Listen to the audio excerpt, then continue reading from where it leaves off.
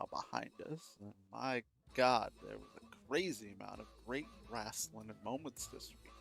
In WWE too.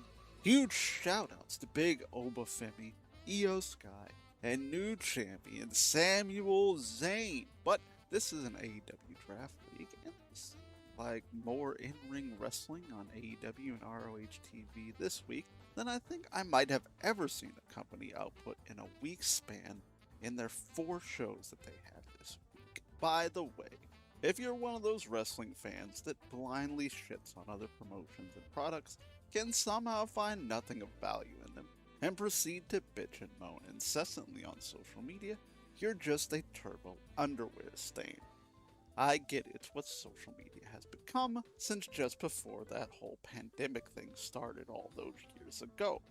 It's taught to you by a musky guy who has allowed the worst people you know to become monetized by saying the most vile things to get clicks. This shouldn't be the norm. There must be a better way as humanity to look at entertainment. WWE has problems, AEW also has problems, but to fully dismiss either is just closed-minded. The internet has forgotten how to enjoy things, and I think it's just depressing. But alas, we have a ton to cover, so let's get into the recap for FJ's Draft League Season 1, Week number 2. It was not the ideal week for Magic heading into Forbidden Door Sunday, as they only had a couple of TV matches out of Athena and the boy from the jungle, Jack Perry, but at least was salvaged a bit by TV appearances and promos from a bunch of people. His roster is very ROH heavy, so that contributes to it as well. Helped out greatly by Athena gloating after the Mercedes Moné and Maya World Owen Hart finals match last night, as well as MJF and Andrade being very prominent on Team DC MJF in the Death's Door cage match. Sick name for the cage that looked awesome to boot. The match itself was insane, as it was just a damn fun time, knowing damn well that MJF's money bought a team that just isn't gonna make Don Callis too for kicking Walker Stewart off commentary. Because the Nigel Excalibur Walker trio, the whole show was amazing. Knew the storylines of all the matches, and actually was giving insight into those matches. Which, if there's less thrown in your face storytelling, this type of commentary does wonders for the viewers. What a dick move by Callis.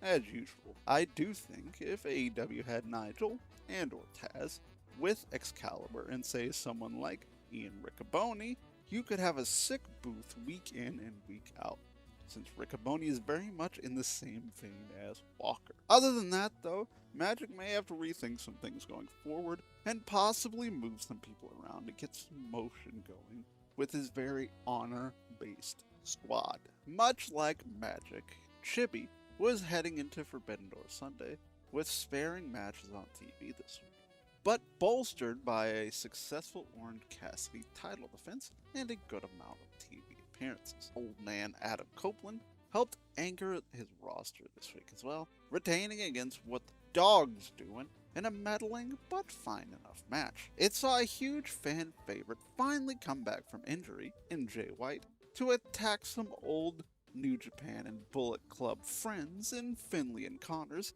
and reunite with the now fully operational Bang Bang Gang. Seems like a former Bullet Club member war may be brewing in AEW.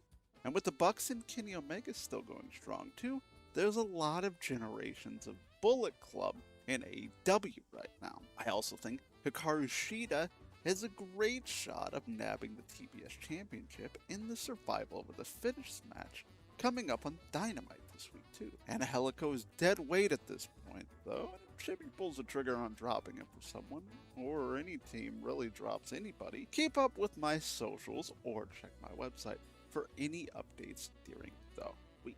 Our week 1 leader, Reaper, had a great week on TV heading into Forbidden Door Sunday, with almost all of his roster being on TV. He had 2 matches out of Queen Amanada, and a ton of promos as well by almost everyone. Megan Bayne, Kyle O'Reilly and William Ospreay led the way for him this week with title defenses, retentions, appearances, and crazy finisher kickouts. Lio Rush also had a great sequence when he appeared in the Testard cage match, helping out Team Briscoe. The craziest gimmick, and you know what? The audience is into it, and I've been on board since he first did that freaky gallop in the ring. Also, Chris Statlander is the other person I think has a good shot on Wednesday night in the survival of the fittest match for the TBS Championship. Will Ospreay and Swerve Strickland in this year's Owen Hart Men's Finals might have match of the year locked down, but this one, there hasn't been anything this year on this level aside from El Grande Americano versus the original El Grande Americano in AAA last month. This match had a storyline of friends who branched off and disliked where the other went. The brutality of two brothers who felt it needed to get past the other by any means necessary. Fluid and stiff moves abound. A Red Cross's truck worth of blood spilt, and a pendulum swing where Ospreay swung Swerve's head into the corner of the steel steps. Absolutely mental. By the end, Swerve had the ever-faithful Prince Nana in his corner, while Ospreay had his new compatriots in the Death Riders cheering him on in his corner. And neither would go down until the bitter end. I just loved everything about this match, and this honestly might go down as both of their careers' best matches. All in all, a very successful Forbidden Door week for our current leader in points. But will that change? Mora was heading into Collision alone on Saturday, not even Forbidden Door itself, mind you, already amassing more than anyone in week 1 alone with 27 points. Both Konosuke Takeshita and Mark Davis having successful title defenses against Ricochet and Ace Austin. After Collision with a successful Kevin Knight title defense and Hook title shot, it jumped all the way to 38 points, but she was nowhere near close to stopping as most of her roster was all over Forbidden Door.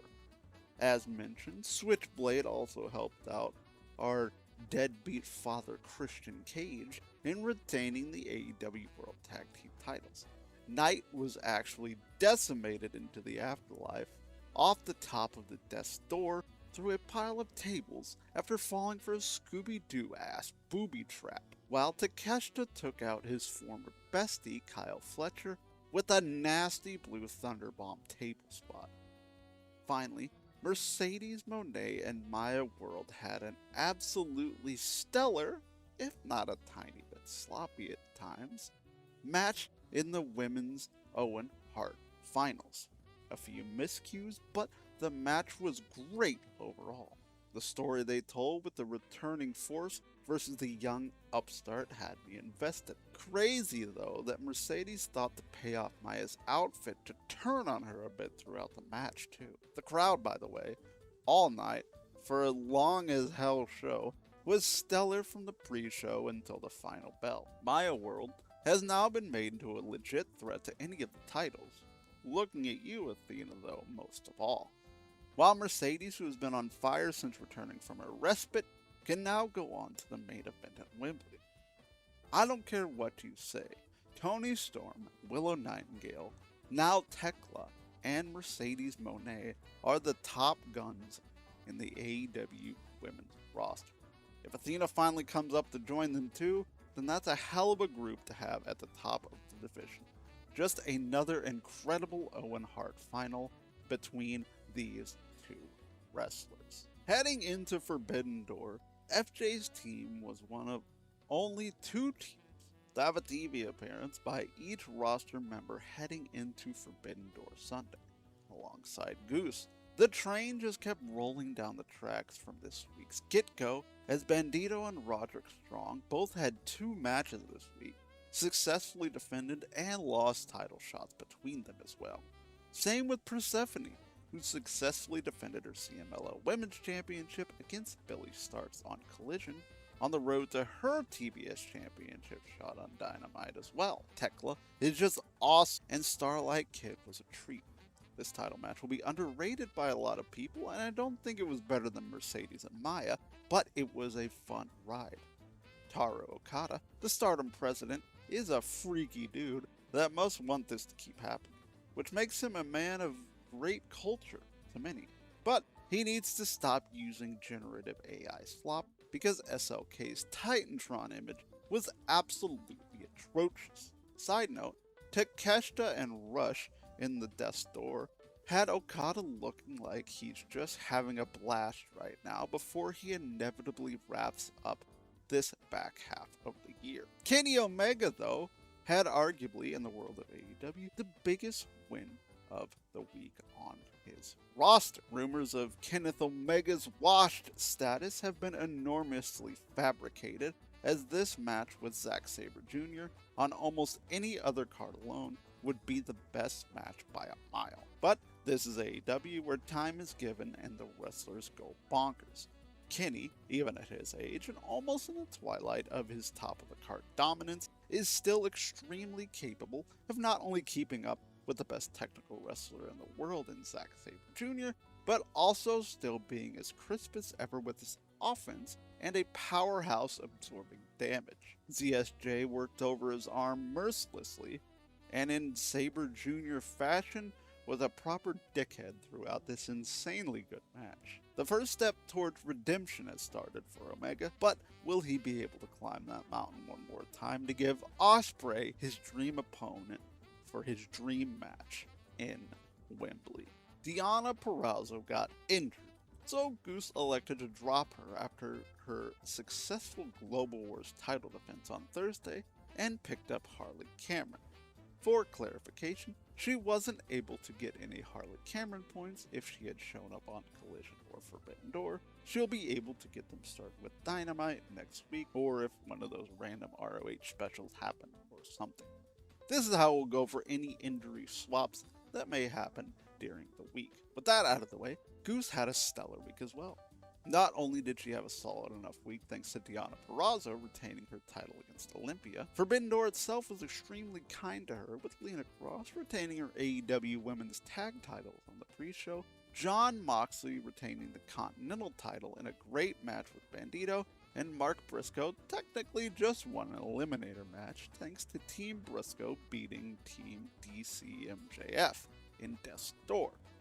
I'm not counting the Owen finals as championship defenses for Monet or Eliminator style wins, because even though they have earned a title shot, it's not for almost 2 months still.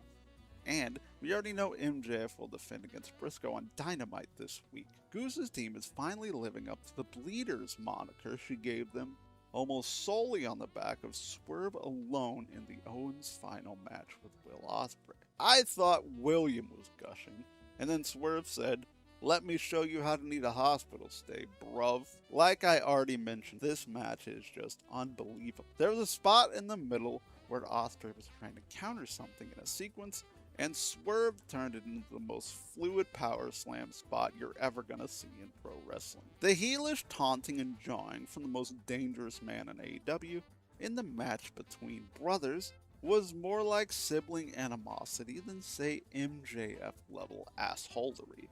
They brutalized each other, had the unreal grit to kick out of a billion finishers because they knew that this could be their biggest shot this year, and they let it all hang out. Both Owen matches were stellar, but this one in particular is gonna be talked about for a lot of years to come. The MVPs this week were Jon Moxley with 15 points, and both Tekla and Swerve Strickland with a whopping 14 points apiece as well, leading right into our standings, with Magic in 6th place, needing some sort of change, since FJ, who had the number 2 waiver, dropped Marina Shafir for the returning Jay White, whom Magic was trying to pick up, and Dalton and the Outrunner boys could just need a full month of ROH shows as well to help out. Chibi, in 5th place, had a much better week this week, as his roster is evolving too. He dropped Angelico for David Finlay this week, so now he has 2 of the 3 dogs. Now he just needs a little bit of luck on his side heading towards redemption. Reaper in 4th place had about as good a follow-up week overall that would have been a top week without the top 3 teams going absolutely bonkers during Forbidden Door week. Great team though that is still right up there near the top. FJ in 3rd place had a huge turnaround week, as Renee more than made up for having last week off, and the rest of his team went crazy this week. Tekla is awesome. As mentioned, he dropped Marina Shafir for the returning Switchblade.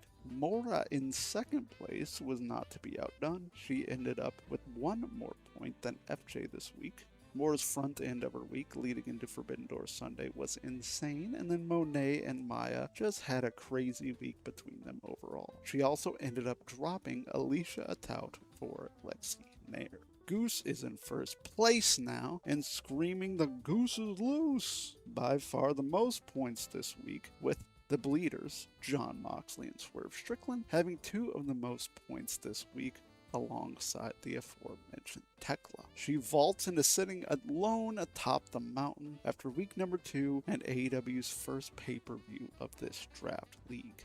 Long week, no interviews or quotes. I'm tired. We're all tired. Please, Tony, just start the damn shows earlier. We all beg of you.